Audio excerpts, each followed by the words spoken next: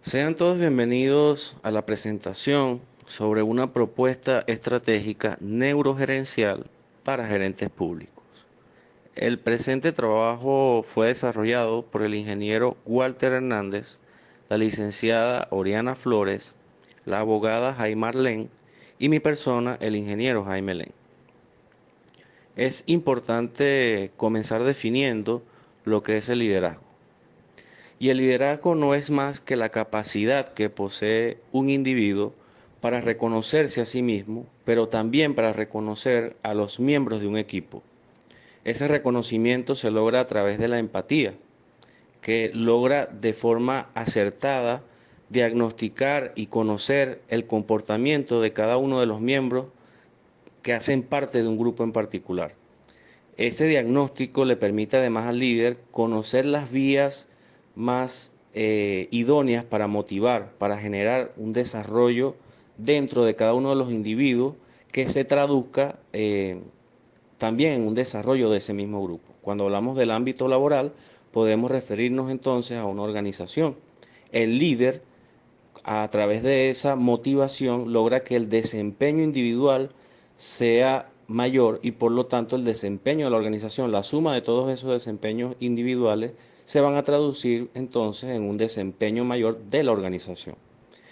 En su definición conceptual o teórica es muy similar al concepto de inteligencia emocional planteado por Goleman, donde hace referencia a que es la capacidad de conocer nuestros propios sentimientos, los sentimientos de los demás, motivarnos y manejar adecuadamente las relaciones con los demás y con nosotros mismos.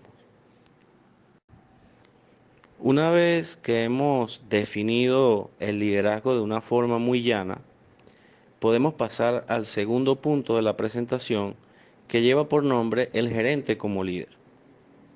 Entendemos que un gerente debe tener capacidades técnicas, aptitudes y actitudes propias del área del conocimiento donde se desenvuelve.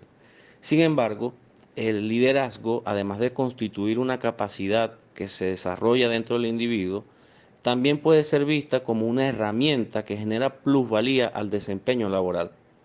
En este sentido, es importante que el gerente líder tenga el potencial de generar en su equipo la motivación necesaria para llegar a su máximo nivel de éxito, para posteriormente brindarle la oportunidad y autonomía que se requieren para crecer tanto personal como profesionalmente. Aunque suena cliché, es importante hacer la comparación entre un jefe y un líder. Un gerente puede de alguna forma ser una posición jerárquica que se designa de una forma autoritaria, es decir, es una posición dentro de una estructura de una organización que se le da a un individuo en particular y tiene el rango de gerente. Ahora, convertirse en un líder es una tarea un poco más compleja, puesto que el liderazgo nace del reconocimiento genuino del entorno de ese individuo. Es decir, cuando un individuo por su accionar, su buen manejo de las relaciones personales, por la capacidad para motivar y para entender ciertas situaciones, hace que ese entorno le genere admiración y se destaque dentro de ellos y se convierta en un líder natural en este caso, la organización. Ahora, ¿por qué es importante que el gerente sea también un líder? Bueno, porque el gerente al lograr motivar al entorno o al talento humano de una organización, logra entonces que ellos tengan se sientan bien dentro de la organización y eso necesariamente va a contribuir a mejorar el desempeño individual. Pero la suma de ese desempeño individual es lo que hace que el desempeño a su vez de la organización también se vea elevado. Ya hemos venido definiendo entonces que el gerente y el líder son aquellas personas que tienen la capacidad de reconocerse a sí mismos, pero también de reconocer al entorno. En ese sentido, estamos describiendo a un individuo integral, que no solo se centra en el contexto donde se desenvuelve, sino que también se centra en el desempeño propio. En ese sentido, es importante entonces que este individuo también conozca el funcionamiento fisiológico del cerebro, donde se generan este tipo de decisiones en un contexto gerencial.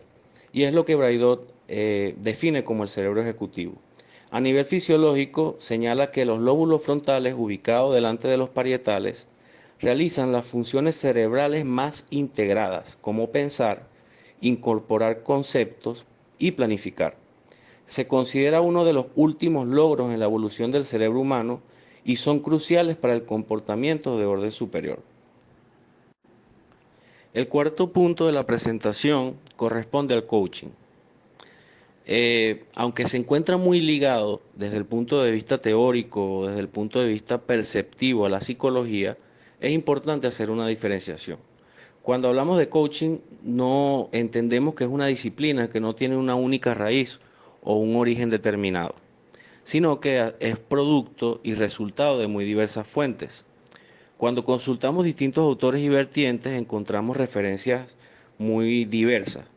Por ejemplo, las nuevas ideas de liderazgo y management de las nuevas generaciones de gurús americanos como Covey, como Drucker, como Senge o Goleman.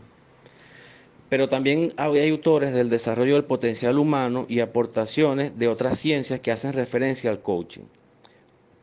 En contraposición a ello, la psicología se centra principalmente en el desempeño de la vida personal, del día a día, de situaciones comunes para cualquier individuo, donde de alguna forma existen bloqueos mentales que el profesional en psicología es capaz de tratar, identificar y decodificar a los fines de generar en la mente de cada individuo una percepción distinta de situaciones cotidianas que muchas veces generan algún tipo de choque dentro del individuo.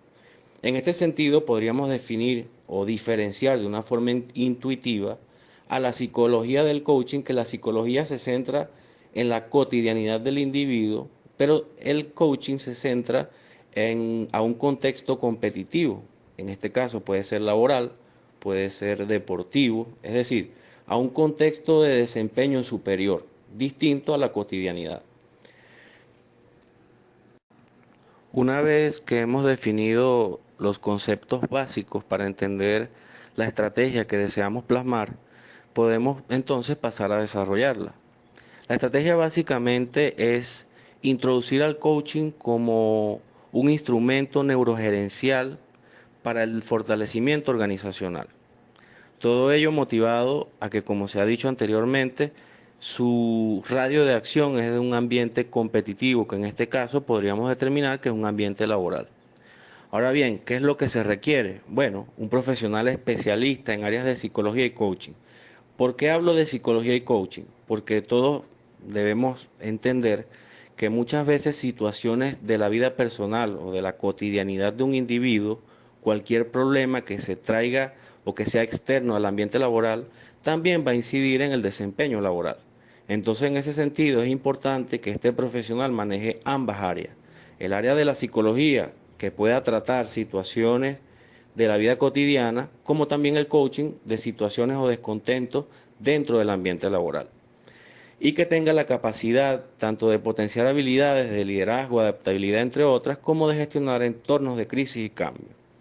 En este sentido, y para finalizar, bueno, es básico, es una presentación muy sencilla y muy digerible, con una narrativa bastante llana, para presentar una estrategia que no es de uso común, principalmente en nuestro país, donde en las estructuras de las organizaciones no se tiene muchas veces, hay excepciones, pero no se tiene contemplado un área de coaching o psicología que pueda ser accesible para todo el talento humano de la organización, para generar sesiones que puedan entonces potenciar su desempeño. Muchísimas gracias.